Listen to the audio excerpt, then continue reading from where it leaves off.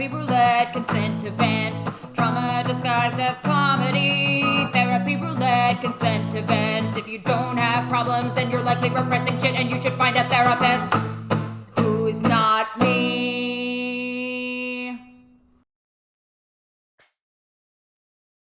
Welcome back to Therapy Roulette. Today I'm joined by Larisa Southerland.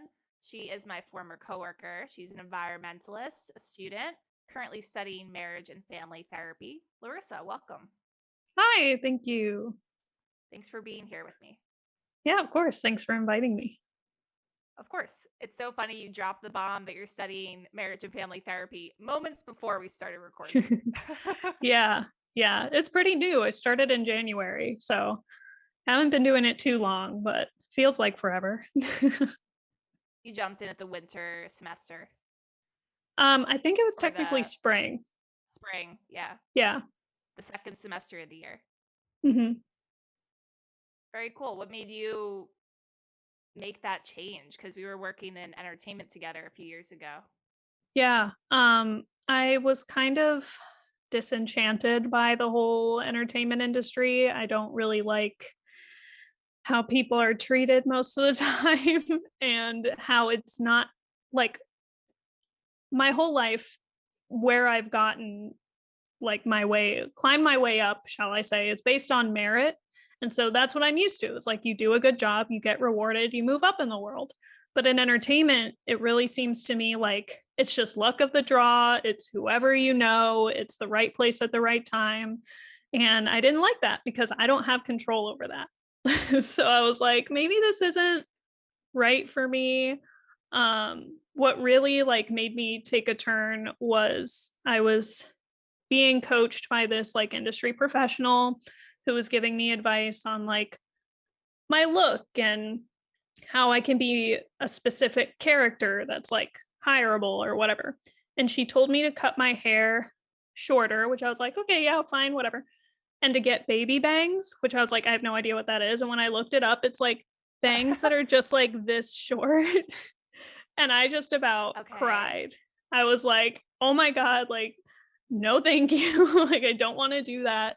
And it occurred to me, like, if I'm not willing to change my look for like to be more marketable in entertainment, then should I really be doing it?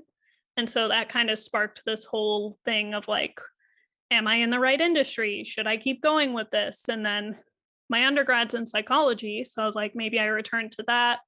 I was thinking about what I might want to do. And my dad's going through a really horrible divorce, and I don't want anyone to ever have to deal with that, especially children. So I was like, maybe marriage and family therapy. And so that's where I landed. Nice. I like how it's so logical. You went from step to step. And who is this person who is coaching you? Are they like a stylist, or are they trying to like bump up your acting profile? Who was that? Like, what was that job description? So she's an actor. She's a working actor. She's not famous by any means. She also offers like coaching, career coaching kind of stuff. And so I went to her and she gave me a lot of useful Kind of like a information. mentor.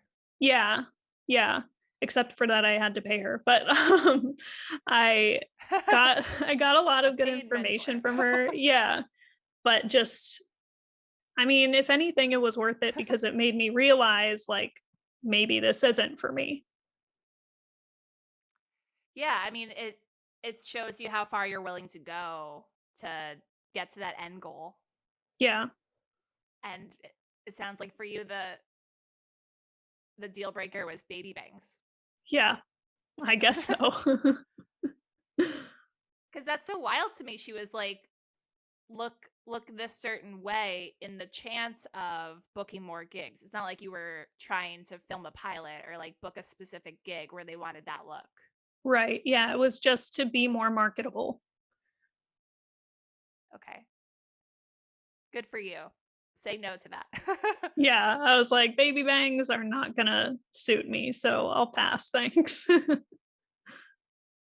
Yeah, that's so interesting. I know in this time of great reflection that we've had because of the world, like pursuing entertainment, it does make you question your choices. So it's good that you've landed on a different trajectory where you feel more like self-assured this is the right path for you. Yeah. And that's so nice. Like you can connect it with your real life and see, oh, my dad's going through a rough time. Maybe this will help people like him or people going through something similar if you can offer help in that area. That's really altruistic.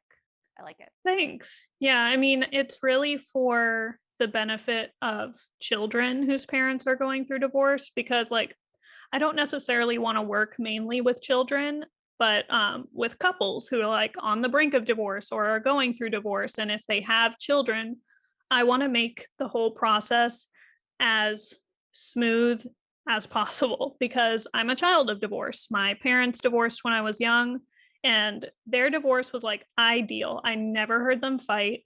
It was a complete surprise to me, which was not ideal, but they like it was perfectly fine. And then they just decided that it wasn't working anymore and they remained friends. Like when they divorced and we moved, my dad moved down the street from us and it wasn't a whole custody battle. It was just like you can see them whenever you want. Like it doesn't matter. And they're still friends. And my dad's friends with my stepdad and my half brother from my dad's second marriage is not so lucky because that is just a whole a whole mess.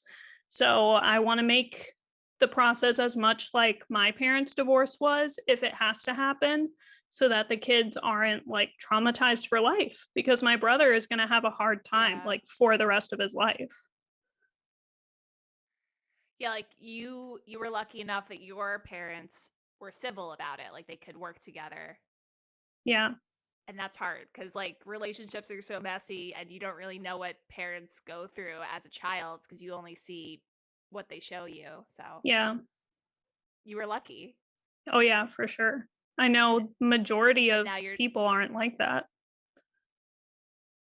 yeah, I mean, I know a few people who've had very rough divorce experiences of their parents. But now your dad's going through like a second divorce and that's not quite the same for him.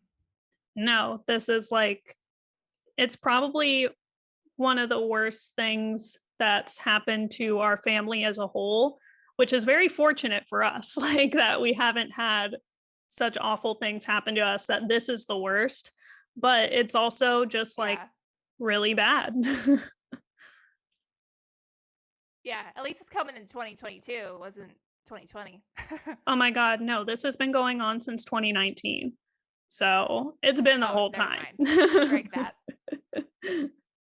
That sucks. But at least it's like you're an adult now, so you can hopefully have good perspective. And now you're in school for therapy training. So maybe you'll have even more tools to deal with it down the road.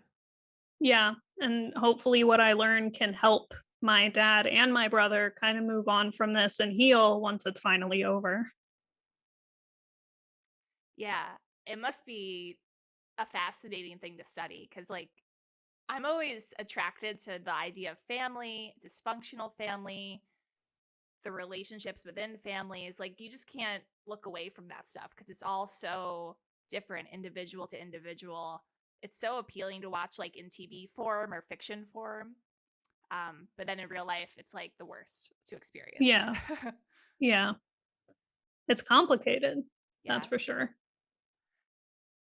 It's so complicated. I mean, I spend a lot of time in my own therapy talking about family and family relationships. And then I think that's a common theme. Like everything goes back to childhood or someone else's childhood, right? Mhm. Yep. So, yeah, good on you. I think you're studying a worthwhile pursuit. Thank you. Yeah, we definitely need more therapists in general, but marriage and family therapists for sure. Yeah, people who understand this like mind-boggling thing that we all experience in one way or another. Like you either know people who are married and raising a family or you're doing it yourself. So, the more understanding we have, the better off we'll be. Yeah, definitely. And then are you doing therapy on your own aside from your coursework? I have been in therapy on and off for years. Um, the first time I was in like middle school-ish, and it was around the time that my parents got divorced. So I was really angry. My mom was like, "You're going to therapy," because I was really mean to her. And then so We're gonna have that someone helped. else deal with this. Yeah. Yeah, my mom's like, It's good. "You're It's good really to like angry." good to get that outsider perspective. If your mom's also going through shit, like you don't want to put too much on her. Yeah. So I was doing that for a while. I don't remember why I stopped. Maybe it was just like a good stopping point for the issues that I was having. Um, but around that Yeah, time, and I you're was, a child. You got a lot going yeah, on, probably. yeah.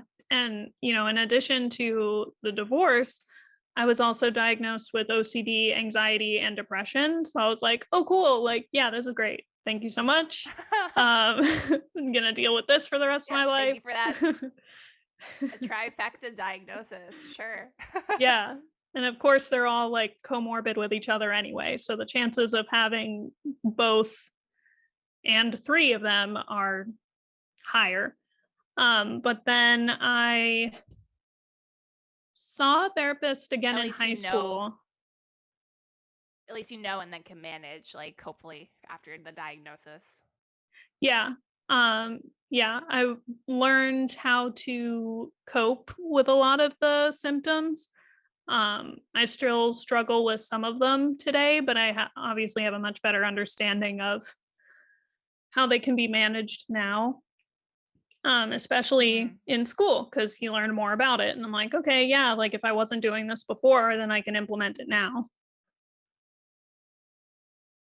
Yeah, it's good to get more tools and more reminders. Like, hey, maybe this would help me if I try this. Yeah. And then in high school, I saw a therapist for a little bit. It might have been the same one that I saw in middle school. Um, I was having like relationship issues with my first serious boyfriend. And again, I was being a real bitch. So my mom was like, maybe you should go to therapy. I was like, yeah, okay, That's so funny. whatever. I mostly know you in like a professional context because we work together. So it's funny you're like, I was being a bitch again. Yep, I don't there know I that side of was you. being a bitch. Well, I grew out of it. Larisa is just blowing up, throwing Yeah. shit at the wall. Gotta get her to therapy. Yeah. Luckily, when I was like Sometimes you have to be a bitch to sometimes, get yeah, things done. it's just called for sometimes. But in my instances, Yes. it was not called for. um, but yeah, luckily I got it all sorted out, and by like late high school, I was fine. I like grew out of it. Cool. And then Yeah. in Well, you were like college, fine in the view of other people. yeah, and I was Like happier with your myself. mom was like good behavior. Okay. Yeah, So yeah, yeah, then also like you're under 18, like you're probably going through so much crazy rapid changes that like everything's hard to manage. yeah, exactly. Yeah. And then Okay. in So you graduate and you're yeah, fine. I'm fine mostly. Um, and then I'm in college. I go back to a therapist because I was having issues with my dad and the wife that he's now divorcing. And I was just really angry about that all over again.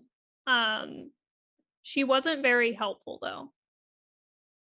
So didn't Oh, love okay. that. Not a good therapist. I mean, maybe she was a What good was she therapist, just not for me. what was she like? Yeah, was she just like not attentive or what was her bad quality? I'm curious. It was like I was going for help with dealing with it and maybe some solutions on how to like better my relationship with my dad and like be less angry about the whole thing. And it just seemed like she would mostly listen but not give me anything back. And so I was like, that's not what I come here for. Like, I can listen to myself. Yeah, I had a therapist like that early on who was like fully absorbing everything like a sponge. And the little she did say to me, it was like she was pissed at me for not telling her more. And I was like, well, I don't know what else to say to you. Like Yeah. she would get mad, like, what do you mean? What are you talking about? And I'm like, that's all you're gonna say in this whole session? Like, Yeah, it didn't don't really love work. that. Yeah. No. I feel like she Um, was a little, I don't know if she was super introverted, but like it wasn't enough of a give and take for it to work. yeah. And that's important, is to be able to, like, when you go to a therapist, know that they're going to help you and not just like be a wall that you talk to. Cause like I can do that at home. I don't need to pay Right. you to listen to me. Like I need feedback. Right. I have so many walls available. Please don't be a wall. Yeah. And then after that, it had been a few years. I moved out here. And then I was having difficulty with the transition because I moved from Florida all the way across the country. I didn't know anyone. My dad lived out here, but he lives in Orange County. So it's not like Mhm. we were neighbors and I could go see him all the time. Um, so I was having issues with like, not having any friends and just like being depressed all over again. So I went and saw a therapist and she was really nice and was like trying to be helpful, but just wasn't helpful enough for me. So I was like, okay, well, I guess I'm done again. Was she trying too hard? No, not too hard. I think she was just like, she was pretty young. And I typically want my Mhm. therapist to be like, maybe mid 40s or like early 50s because like they have more experience than someone who's like early to mid 30s. And so, Yeah. Oh, you're looking for decades of experience. yeah, because I need the help. Um, Yeah. You're going for wisdom exclusively. yeah, because None like of these my theories, nothing that might work. yeah, and because like my undergrad was in psychology, so I was like, I know what you're telling me. Like, I need someone who has more experience than this, who tells me things that I don't know. Yeah, that's So I fair. stopped going to her, And and someone who's been practicing a long time can hopefully, with all the patients they've seen, like they can hopefully offer you more solutions. yeah. And then so some time had passed, and then I was like, okay, I feel like I'm in a place where I should look for another therapist. So I did, and I found someone that I really liked, and like it was going well. And then her office stopped taking my insurance. And I was like, well, I cannot afford to pay you like $120 an hour every week. So I guess I will have to stop yet again. Hmm. Yeah, the insurance caveat really sucks. Yeah, it was really disappointing. Hmm. But And then then did you pick back after up again?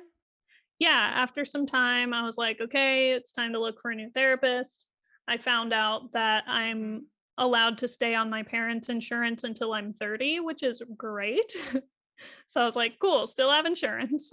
um, Do that. don't have to Yeah, worry that about sounds like that. a good deal. Yeah. Oh my God. I was psyched. It was like right before my 26th birthday. I was preparing to not have insurance. And then at work, they offer insurance, but I had to get some sort of documentation from my parents' insurance. And they were like, oh, don't worry, you're on here until you're 30. And I was like, oh my God, like this is the best gift I could ever receive. So, Yeah, I think certain employers can like extend it that long because I think I was on my parents' plan until I was 30 also. My mom was always like constantly giving me anxiety about it. She's like, "Why don't you find a job that provides insurance?" And I'm like, "I'm working on it. Don't worry."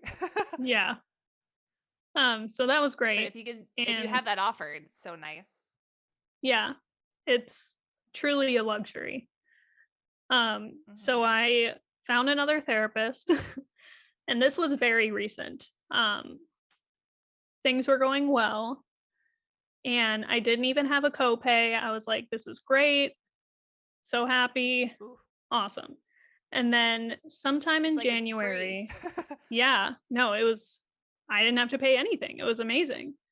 And then Hmm. in January, something happened with my insurance to where that I guess they started requiring a copay again. And my therapist didn't tell me about it. So I only found out because I saw a charge to my credit card and I was like, what the heck? Like, I'm not supposed to have a copay. So I reached out to her and was like, hey, did something change with my insurance? And she was like, oh, yeah, like, yeah. And I was like, okay, like, are they charging me again? And she was like, yeah, at the new year, they started charging again. And this is a very simplified version of what happened. But essentially, like, that broke my trust. Like, why wouldn't you tell me about something like that? Like, I don't have a lot of money. So if you could Right. tell me when you're going to start charging me, that would be ideal. And the way she reacted, I didn't like at all. She was like, well, I can't, Mm. manage everybody's insurance. And I was just like, but you, like, I didn't say how, like, disappointed or how I felt betrayed because I'm like not that kind of person, I guess. But Yeah. Although that's what you should be able to tell your therapist, like, yeah. logically. Yeah, no, I was like, I should be able to tell her this. And like, I have a friend who was telling me that her therapist did something to like betray her trust. And she told her about it. She was like, just so you know, like, we're not okay right now. And I was like, I wish I could have done that. But I just was like, you know Mhm. what? I can't afford to continue therapy. Maybe I'll pick it back up again in the future, but I'm going to have to stop.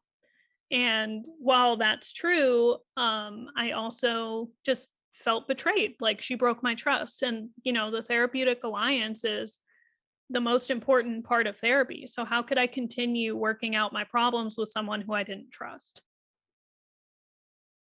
That's fair. And also, if her reaction was something along the lines of, I can't manage everyone's insurance all the time, it's like, but lady, that's literally part of your job. Like, if you can't do it, you should have a receptionist to do it or an assistant. Like, it's part of the finances of your job. Yeah. Yeah. So, I was just, That's crazy. yeah, I was not happy with that response at all. So, I was like, well, I guess I have Yeah. to find a new one again sometime. Yeah, I'm currently paying out of pocket for therapy, which I've done a lot. But for now I can afford it because I feel like I have like a finite timeline. I do it every other week, which makes it more affordable. But it does suck. Like, I wish more people accepted insurance and it wasn't so complicated.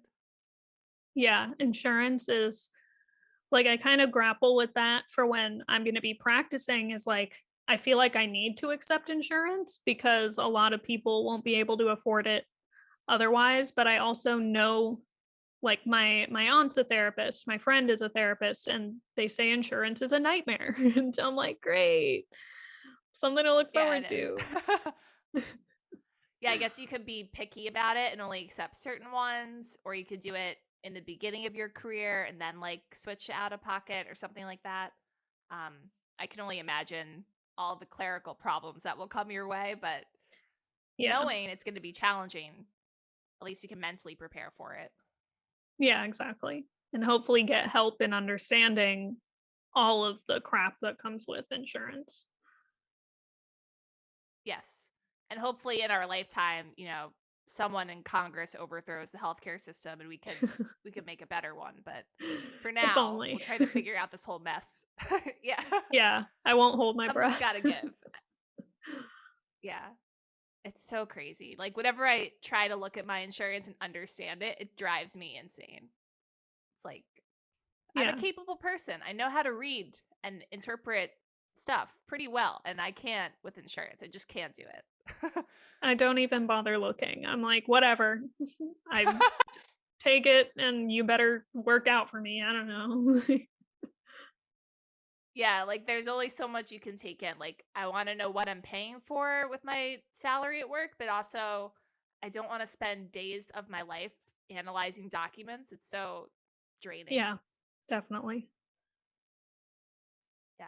So now you're in therapy or you're not in I'm it? not in it right now. I have to figure out what I need to like cut out of my finances so that I can afford to start going again. And then Mhm. find a therapist who works for me, I guess. Like, Yeah, or I wonder if you could do something with your school that you're in, like if they offer something to students. That's a good point. I'd have to look into that. Because maybe they have like so many complimentary sessions, or part of your program, I'm sure down the road is like you do therapy yourself. So I'm sure there's something available. Yeah, I would hope that once I start like practicum where I do face to face with other people and like try to give them good therapy as a student, I would Mhm. hope that, they would give us some sort of resource to get a therapist of our own, because then you're taking on other people's problems. And like, I'm an empath, so it's really hard for me to take on other people's problems. So I definitely feel going to you. need a therapist. I soak them in. I think about them all the time, and it's so much to take on. Yeah, it's exhausting. Yeah. I need like a second therapy session just to deal with other people's shit. Yeah. But that's really cool. I'm glad you've had such a like back and forth journey with therapy this whole time, and now you're in school for it, so you probably don't need it desperately. But you deserve it like everyone else does. So I hope you can get back on it when it fits your budget and your like schedule. Yeah. Thanks. I hope it's in the near future. Like, I don't feel so distressed right now that I'm in Mm-hmm. like desperate need of therapy again, but I do think it's good maintenance for me, even if it is just for like a couple months, to be like, okay, I need a reset and just to get some perspective. Yes. Yeah, it helps me empty like all the gunk in my brain and feel more equipped to deal with life every day. Yeah. So that's why I'm doing it right now. It just feels good. Yeah. And that's good enough a reason. Like, you don't really need any other reason other than, I feel like it's good for me. Yeah, like it's clearly helping my mental health, my emotional regulation, I feel like I am less of a bitch because I'm in therapy. So I will continue to do therapy. Yeah. Fewer bitches, fewer blowups. It's all we can ask for. Truly. Um, so if you want to switch to your other big thing that you run a sustainability Instagram, and Hmm. you mentioned, what is the term? Eco Eco paranoia? anxiety. Eco anxiety. So what is Yeah. eco anxiety? I think I know, but I haven't heard this term before. It's a huge thing in the sustainability community because, we're all like trying to be more sustainable for the planet and for humankind, pretty much. And it's basically anxiety you get from like not being able to make as big of an impact as you wish you could, because a lot of pollution and like climate change impact comes from large corporations. Like, there's only so much you can do as an individual that's still important and still contributes and is still helpful. But the change really has to come from big entities like the government and big corporations. And so it's just feeling kind of out of control and just like, well, climate change affects literally everybody in the whole world. And we could die. Like, that's a very like extreme version of it, but that does creep into my mind every once in a while. That's like, if we don't get this under control, we will all die. So if we could just, figure this out, that would be really great. Yeah, like either we're gonna die early, or our children will, the next generation, or people in other parts of the world who just get the brunt of it like worse than we do at this point in time. So yeah, we're all on fire. Yeah, literally. Are there certain corporations, like Amazon comes to mind? Are there certain corporations who are clearly producing the most waste, causing the most damage, who we could like target or boycott? Yeah. So Nestle is a huge polluter. Nestle, Nestle, Coca-Cola. the Oh best my chocolate God. chip cookies? Yeah, What? like they're huge polluters. Because of all the, with Nestle water, they're just like producing Mm, all of those water bottles similarly with Coke, like all the Coke bottles, and taking the resources from like where they get the water from. And Amazon's a huge one also with packaging and with how much inventory they end up destroying. Like when people return stuff, it's not always restocked, like they destroy stuff. um so mm. those are really big ones that come to mind. Nestle and Coca-Cola? Yeah. That's such a like surprise to me. But I understand with the water bottles. I guess with soda bottles, you can get plastic ones. But those are like corporations people buy so much like stuff Yeah, from. it's really What disappointing. do we And do? Amazon especially is like so hard to avoid nowadays because like their price Mm. points are almost unbeatable. And I know, like what are you gonna do in a coming yeah, recession? You're gonna buy the cheapest product you yeah. can. And just the convenience of it with how fast shipping is and stuff like that. Like I do my best to avoid buying things off of Amazon. So I will check Mm. literally everywhere else before I go back to Amazon. And Mm-hmm. a That's lot of the good. time, though, I have to resort to buying it from Amazon because it's either not available other places or like I need it within a certain time frame and the other place just like can't get it to me in time. So it's frustrating and it's upsetting. Yeah, or it's significantly Yeah. cheaper on Mhm. Amazon. You're like, why wouldn't I save $10? I need that Yeah, like I $10. am not rich. I need that money. Yeah, you're like, my therapist Yeah. stole from me in January, so I need to recoup that Yeah. money. Yeah. It's brutal. And then Coca-Cola is like a huge company. I guess Nestle would be also because they're so old Mhm. school and everyone buys their products. So, yeah, without like public pressure or new laws and regulations, what else is going to change for those Yeah, people? and it's upsetting when corporations take advantage of like the eco movement and they start greenwashing, which is a term used to like when corporations want to make something look eco-friendly, but it's not. Like it's the same Mhm. product that's still polluting our water, our earth in general, but they just like make the packaging brown or like say that it's biodegradable, which isn't really a term that you can legally define. Like people can say something is biodegradable, but it doesn't mean that it is or that it'll break down properly. Like it might biodegrade in 60 years. Yeah, or just like break down into microplastics, which is a huge issue. hmm And then they probably have something on the packaging that makes it sound like it's mostly recyclable or it's made from recycled material. And then I'm sure they're smart enough and wealthy enough that they can just like fit in whatever they can that makes it sound like it is recyclable, but it's Yeah, not. and it's tricking the consumers who want to do better by making them think like, oh, this brand that I know and love is taking steps to be more eco-conscious. Like, yeah, I want to support that, but it's not really supporting the movement. It's supporting those companies and their wallets, which is really upsetting. Yeah, you're making that CEO really happy. Yeah. And it's not just that, like the fashion industry, I've been looking more and more into, and a lot of the other sustainability influencers I follow talk a lot about how the fashion industry creates so much pollution.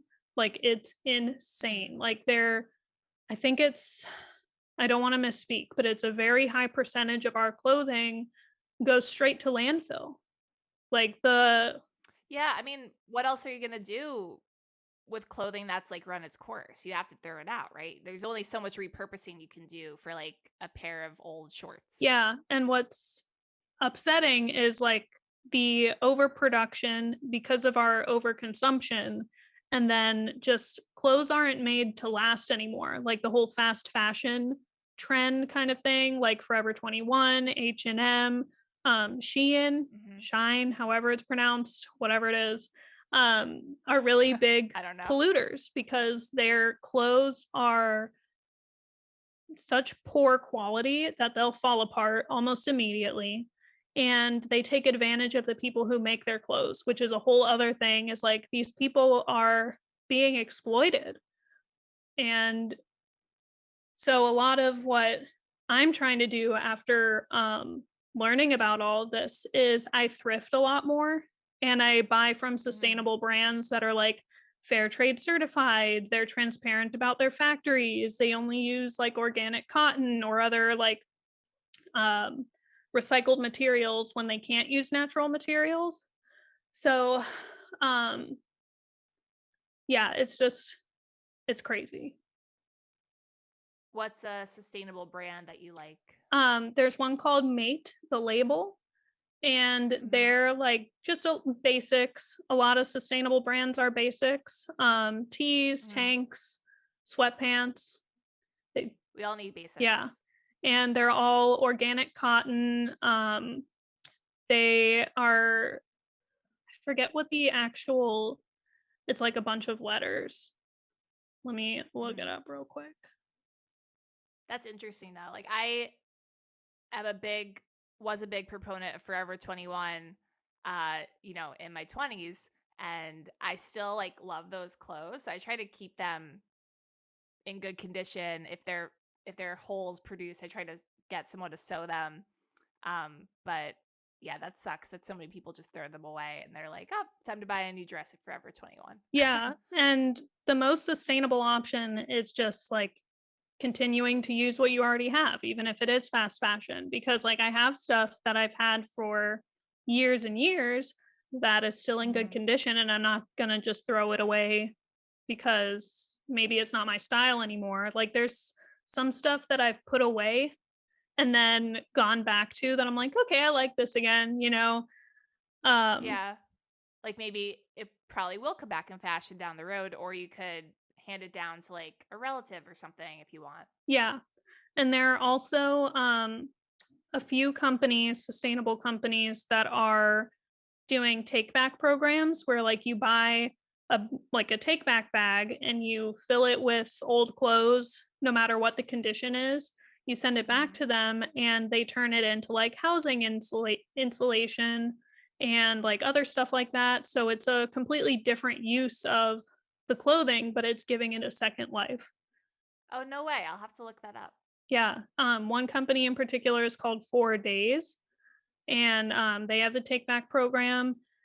And then there's like an underwear brand called Nikki, like Knickey, and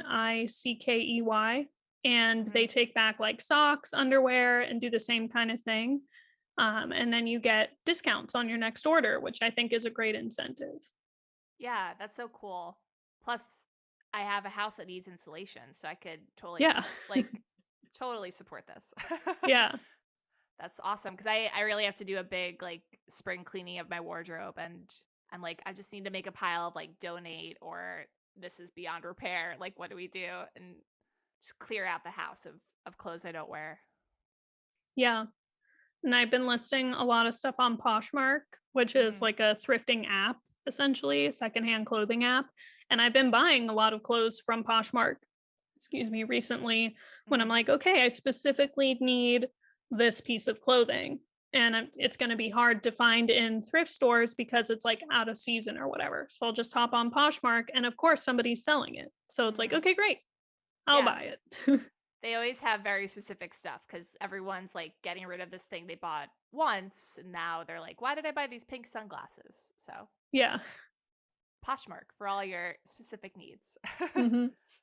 That's so cool. Is there anything else that you're like really excited about lately in the sustainability world? Um, I saw you were I like like, your recent poster about like refilling lotion and shampoo at those like refill stores. yeah, refill stores. I love. I hope to see more of them pop up. There are a few in like the Pasadena Highland Park area. Mhm. And every time I go out of state or visit literally anywhere, I'm like, where's the nearest zero waste store? And then I go check it out there. It just makes so much sense, like to just refill your stuff. Mhm. You produce less waste from the packaging, from buying more bottles and stuff. And sometimes you can save money, other times it turns out to be more expensive. But to me, that stuff is worth it because I'm doing what I can to reduce my footprint. And I Mhm. also just use like solid shampoo and conditioner and body wash. So I'm like, I'll never go back to buying liquid shampoo and conditioner again. Like, there's just no reason for it. So I'm Yeah. like, cool. Can get a bar of anything now.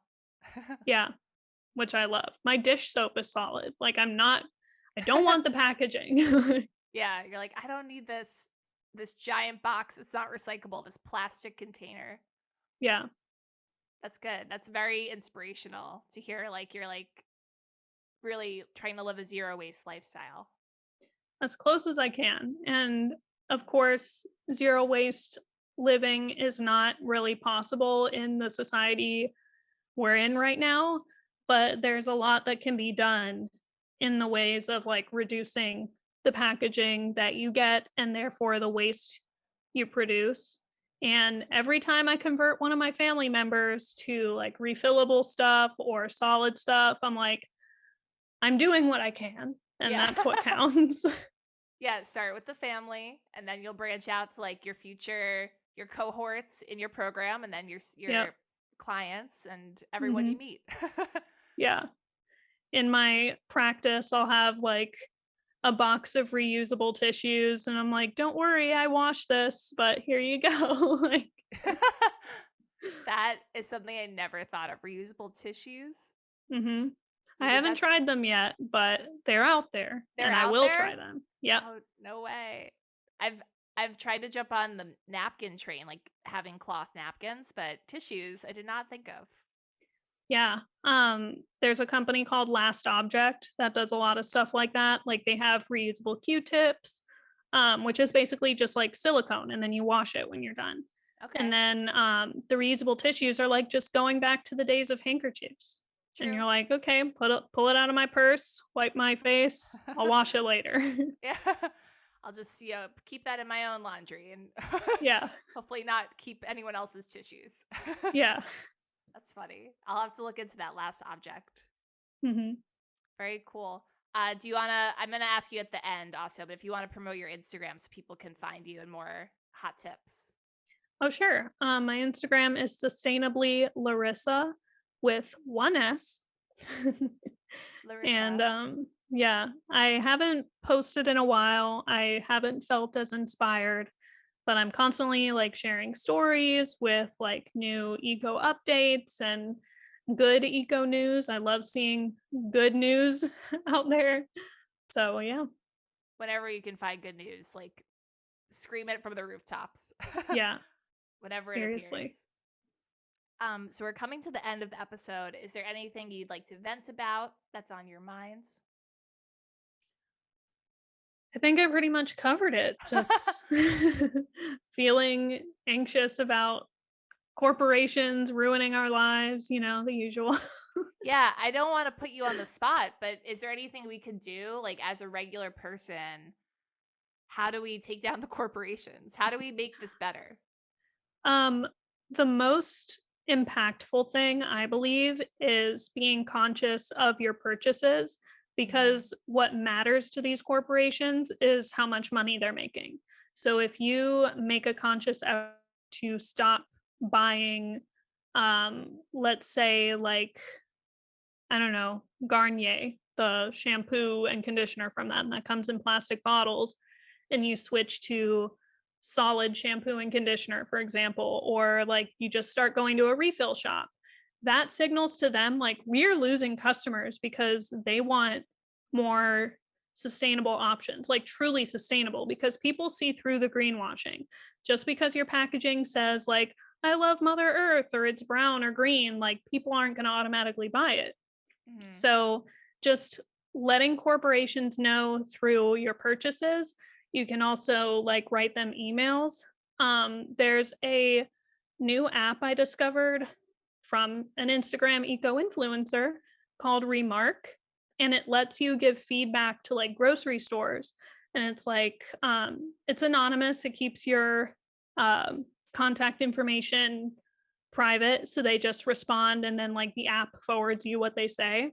Mhm. And now every time I go to a grocery store, I'm like, I don't like that they have plastic bags. I don't like that they automatically print receipts. And then like you're sending that feedback to the company and being like, listen, I'd be a whole lot happier if you didn't do this. And maybe I'd spend more money, or like I'll spread the word that you're making these changes. So just stuff like that can be really impactful. Okay. Yeah, that's good to know, because I also think more now when I go grocery shopping about like the packaging of the food, like if it's in single-use packaging, if it's unnecessarily wrapped in plastic, I don't want to buy it. Yeah.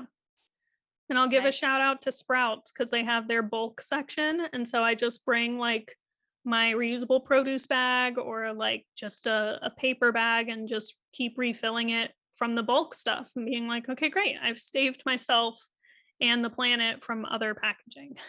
Yeah, it makes you feel better. And then people around you take notice. I do that too with my produce bags. I bring little mesh bags, and I feel like everyone's looking at me, or it's all in my head. But either way, I'm trying to inspire people. Yeah, I'm looking at the other people who don't have mesh bags. I'm like, you're really still taking Yeah. those plastic produce bags? For that one cucumber, I think you're okay. Yeah, you don't need it. You could skip the bag. Yeah, It's a good point, Larissa. Um, this is the point in the podcast where I spin the wheel and give you a random question. cool. See what you get.